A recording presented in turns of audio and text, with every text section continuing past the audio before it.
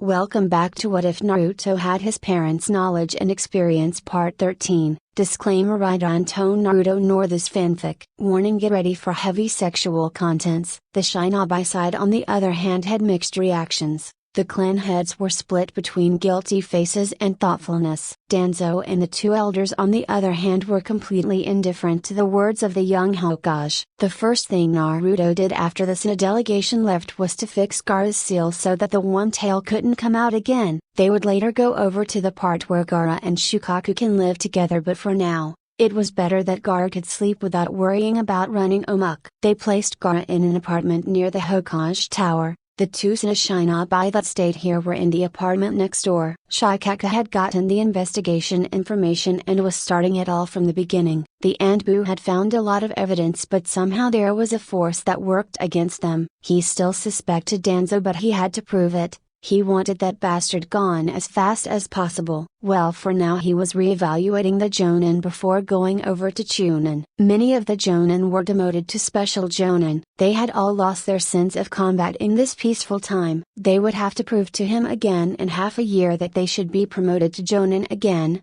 That should be enough time to train. They had around 10,000 Shinobi. 2,000 of them were Jonin, 7,000 Chunin and 1,000 Genin. After 1 week the village had only 900 Jonin left, the rest was demoted. He needed another 3 weeks to reevaluate all the Chunins and 4 more days for the Genins. The result, they had only around 4,000 Chunin left, the rest were demoted to special Chunin. Same with the Genin, almost 600 of them were demoted to academy students. Many of them complained, having lost their ranks and with that the pay they required, and even more so after the mission rewards had been halved. It had been a massive wave of displeasure on the Shinobi side of the village, even more so on the older generation that had gotten comfortable with their current standards. Neji didn't make it to Chunin. He didn't have enough variety to not only rely on his clench jutsu, and with that being predictable, Shino also didn't make it further than Chunin. No, he almost got demoted. Shikamaru stayed special Jonin as well. Gaara was a whole different story. The boy himself was not much of a ninja. All his fighting experience came from the sand. Now that was all good and so, but Naruto wanted him to learn on his own. So he deactivated Gaara's mother's seal and had the boy fight without it. It was a disaster. Gaara had gotten hurt multiple times during his spar with Shino. Both of them were terrible at taijutsu. "You called for me, Hokage-sama," Kakashi said as he entered the clearing where Naruto, Yamato and Shikamaru waited. "Took you long enough. Maybe we should work on your speed again?" Naruto said. "There is no need for that," Kakashi replied instantly. "I asked you here today to train with Yamato and Shikamaru. You three all have very unique abilities and I hope to nurture you into S-rank Shinobi," Naruto said as he stepped into the middle of the clearing. His golden substance summed around him. It was forming a defense ring around the young Hokage. "Come at me. This will be training not only for you but for me as well." Naruto didn't even finish his sentence when Shikamaru was behind him with a kunai aimed at his stomach. It was dodged as 4 wolves formed and attacked Kakashi, while Yamato used the time to summon a wood statue that started to suck at his chakra. The wood started to grow as branches started to get out on the smooth surface. It grew so much on Naruto's chakra that it lost control and turned into a real tree that stopped moving. Kakashi and Shikamaru both used his moment of distraction to attack from under the ground and above his head. Naruto had only a moment to stop both attacks with his water. He then punched the ground with enough chakra that it shattered in 2,000 pieces, leaving Kakashi completely open. He was about to deal the knockout punch when yet again wood wrapped itself around his body, stopping him for a second so that Shikamaru could teleport Kakashi away. They continued to train for over 4 hours until they had to head back into the village. It was exhausting training physically for the 3 that attacked the Hokage and mental training for Naruto to look out for 2x Anbu Shinobis and a teleporting teen. "Hokage-sama, we have a problem," an Anbu said as he came into the office. Naruto and Shino were working on organizing the missions for their Shinobi while Shikamaru worked on the finances for the education department. It had been a month and a half since the Saiyans were gone. Sina directly started to turn the western borders of the Fire Nation into farming land. They were eager to grow their own food for the first time in history. "What is it?" Naruto asked as he stopped reading a mission request. "Garsan was attacked. He defended himself and killed the attacker in public. It was a bad situation. Great. Just fucking great. Now he had to clean up after this mess. Do you know why they attacked him? Naruto asked. It seems that the public found out that he is the Jinshu Uriki that fired the Bajidama at our village. Shikamaru sighed beside him. This was really turning into a big headache. And why exactly didn't the Anbu guards protect him like you were supposed to be? Naruto asked as he stared the Anbu down. The two Anbu guards were found dead a few yards away. The man answered. Bring Gaara to me and make sure that the meat council meets in an hour. The man nodded before vanishing. This is going to be a total shitstorm, Shikamaru said as he placed the documents down. What could they do? It's not like they would protest against me. Right? Naruto asked after a pause. Ha! As if they would have the guts to do that. No, they wouldn't protest. But the public opinion will go against you, and with that against your decisions, which will affect the projects you want to go through within the future. Shikamaru said with a laugh at the ridiculous idea that someone would protest against Naruto. The question is, how did the public find out that Gaara is a Jinshu Uriki? Shino asked from the side. That is a good question. Only the close council and a few high-ranking ninjas know that he is the Jinshu Uriki of the One Tail. Someone must have opened their mouth, and when I find out who that was, that person will not have a painless death, Naruto promised as both Shikamaru and Shino shivered. It was often forgotten to them that Naruto was the Hokage. He worked with them as if they would all have the same amount of power, as if their opinions held the same weight as his, as if they were equals. You know why you are here? Naruto asked as the red-haired boy nodded in front of him. Gaara and Naruto had come to an understanding over his stay here. They would meet twice a week and talk while eating dinner together. They would exchange stories of their childhood and to their most recent events. It was good to know that they weren't alone. Gaara was opening up to him, and Naruto did too. He could safely say that Gaara was becoming a good friend of his, that he was someone that understood him. Why did you kill him? Naruto asked. Reflex. The sand was already moving before I could think, Gaara answered as he avoided his eyes. Naruto stayed quiet. He didn't know what to do exactly. Do I have to go back? Gaara asked softly. No, you were attacked and only defended yourself. The killing was too much, but the situation in itself wasn't your fault, Naruto said as the boy looked relieved. You will be staying in your apartment, for the time being. I will solve this situation and see what happens with you afterward, Naruto explained as Gaara just nodded. Heavy pressuring chakra crawled over the bodies of the people in the meeting room even before Shikamaru opened the door for the Hokage. The chakra was getting more intense as he passed them. It was mixed with killing intent and rage. I will make it short. Who is the rat? Naruto asked once he sat down,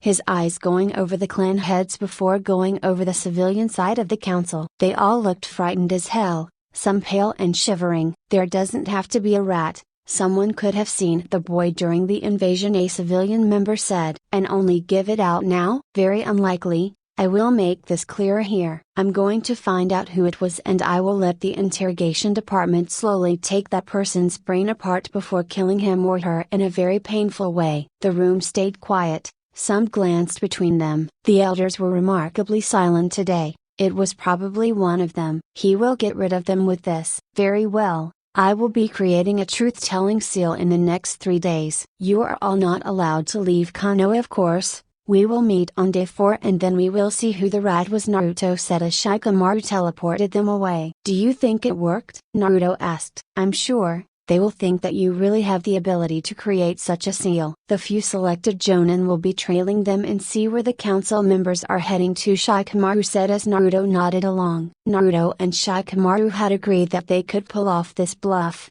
that they had a team of trustworthy Jonin following each council member for the next 3 days. It wasn't a surprise when Danzo managed to shake off his observers. That didn't help him against Kakashi's Ninken. These cute little dogs trailed Danzo's scent to an underground hole where they stopped. Naruto, Kakashi, Kurenai and Guy went after the old man personally. These 3 Jonin could be trusted. He wasn't sure yet what to make of Yamato. Going into the underground base, they took down a few guards and he was glad that he didn't go alone. He would have been too slow to stop one from escaping. Kurenai trapped them all in a genjutsu. That woman had a remarkable talent. Going further into the underground dungeon, it became wider and wider until it was an open clearing with the sky over their heads. What kind of massive infrastructure this was, How much money and manpower were wasted to build this? Naruto didn't bother to go stealthy any further as he destroyed multiple bridges with his golden water. That didn't go unnoticed as immediately hundreds of Anbuni appeared in the clearing. So many good forces their village could have had. Hokage-sama,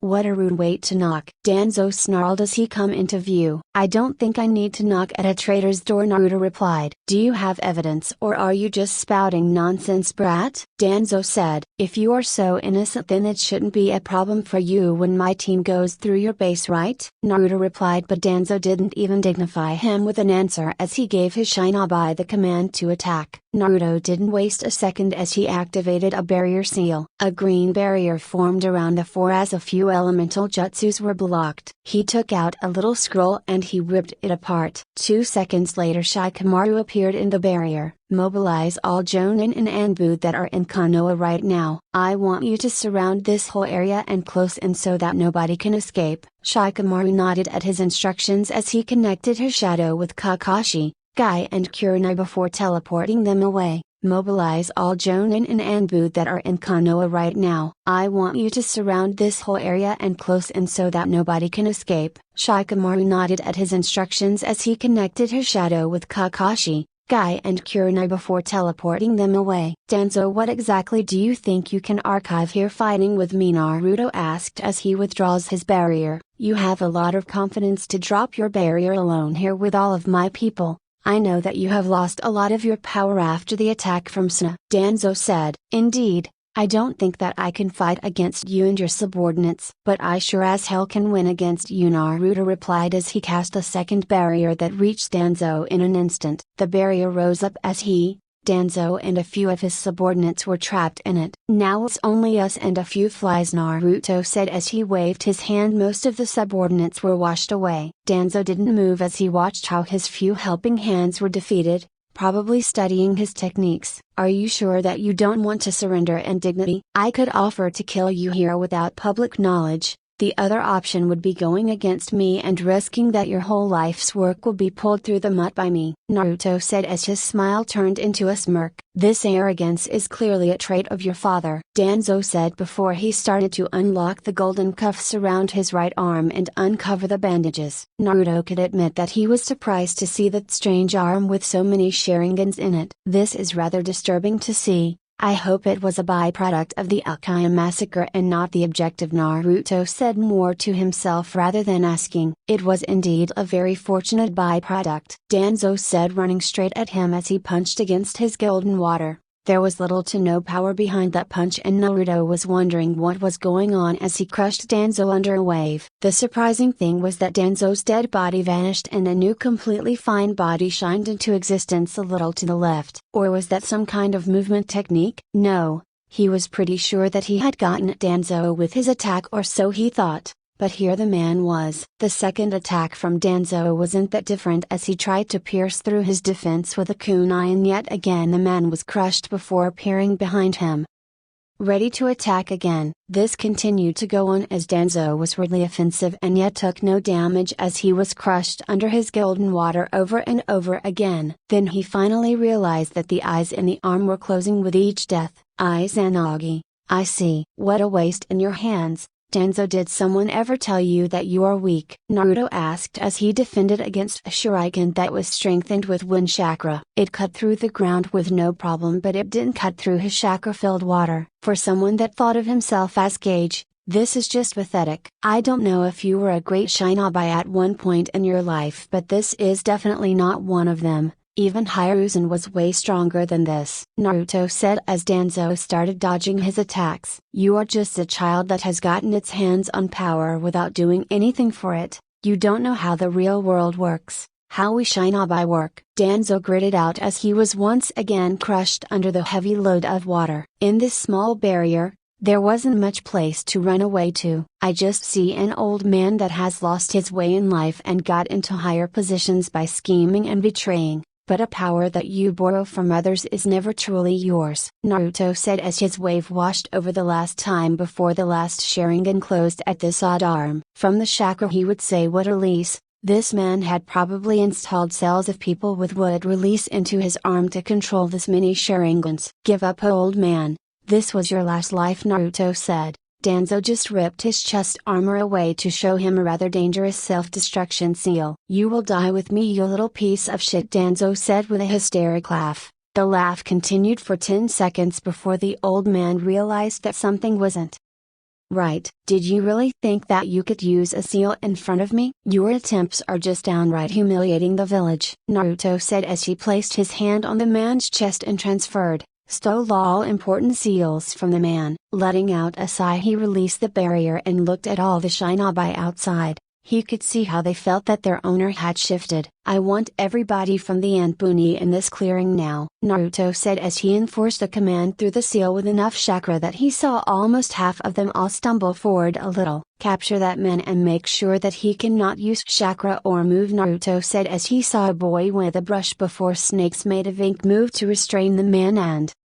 another clapped a chakra suppression seal on Danzo's forehead. The aftermath of this incident was gigantic as his Anbu went through all the floors and rooms of this massive underground construct. Danzo had used branched off their tax income. The system was so perfect that nobody, even the tax office, knows something about it. The positive side of this matter: they had 15% more of their annual tax money. He would restructure these underground floors a little before moving the academy there. It would give off a better vibe for young children as to what they are learning to be than a normal school. The Anbuni Danzo had nurtured over the past 2 decades were exceptional, and had skills not many of their own Anbu had. The problem was that they didn't have this thing called human nature in them. They were ruthless, merciless and born killers. The Anbuni consisted of around 1,300 members, give or take a few more. They were finding more and more in the dungeons, children that just started their training here. He really detested the idea of letting 2 children train together just to kill the other. It was inhumane and also wasted resources for only half of the people. Taking over Danzo's secret organization had massive benefits for Konoha since 15% of their annual tax was back, which was a huge deal. Thank you very much. They had 1,300 new and competent shinobi who not only could take on missions but also be being taxed in the future. The Anbuni would have to go through reintegration programs first thought. The Yamanaka clan would interrogate them together with the intelligence department. After that, they would have to go into socialization and reintegration programs before they are usable for the village. The civilians of the village had of course noticed that something was off when almost the entire force of their shinobi moved at once. Now they are demanding answers as to why they had mobilized so many forces without speaking with the council. There were smaller demonstrations but they were fastly shut up as Shikamaru reminded them that this was no democracy. The village had been a little bit more lively after that incident, which had set off a lot of spies from the other villages. His Anbu had recorded at least 15 irregular mission requests that will leave the village, most of them to the Land of Lightning. Kumagakure is very interested in them. Well, they couldn't report anything important to start with since this would be soon public knowledge anyway. Inoichi Yamanaka had found a piece of very interesting information as he went through Danzo's head. So it seems that Danzo had Shizui's Sharingan. It was rumored that it could change someone on the subconscious level, and could make one change their mind completely without that person even knowing. Danzo hadn't used it on him since he had seen how Fugaku's Sharingan didn't work on him. It seems that he planned to wait for Shikamaru to use it on him. Well, now they had a very powerful eye in their possession that they would need to use with care. Well, first they have to find someone that could even use it. Ichi and Kakashi were the only ones that could use it, and Kakashi would need a lot of training, so he tended more towards Ichi. Are you sure that's a good idea? It happened only once in the history of the village. Shikamaru warned as his father nodded in agreement. A public execution will plant a lot of doubt and fear into the hearts of the people, and people fight what they fear, Shikaku said as gave him a concerned look. The execution will take place. This man was and is a massive security risk. He has collaborated with many outsiders to become Hokage. We have to show that we will not accept this kind of behavior from anyone, he said as the two Naras nodded. We will organize a public court that will announce all of Danzo's betrayals against the village and have him executed on the same day, Shikaku said. Good. Have it done by tomorrow. The execution went over without much of a fuss. People were shocked that someone from their side had worked with Orochimaru to kill Hiruzen, to work with Suna to invade their village. They were pissed at the end and called for that man's head even before the court announced this death verdict. The village calmed down from there on, and people went back to their normal life. He was content with this peaceful environment as he gave out missions. The village's financial situation was more stable than ever since the invasion. The project to build the wall and the new Hokage Tower were going smoothly. He would have to wait for a while before they were finished, as he also did with the Anbuni. They would sooner or later be in his ranks and fight for Konoha. For now, he was just glad that the village was going in one direction, and that was a century of prosperity.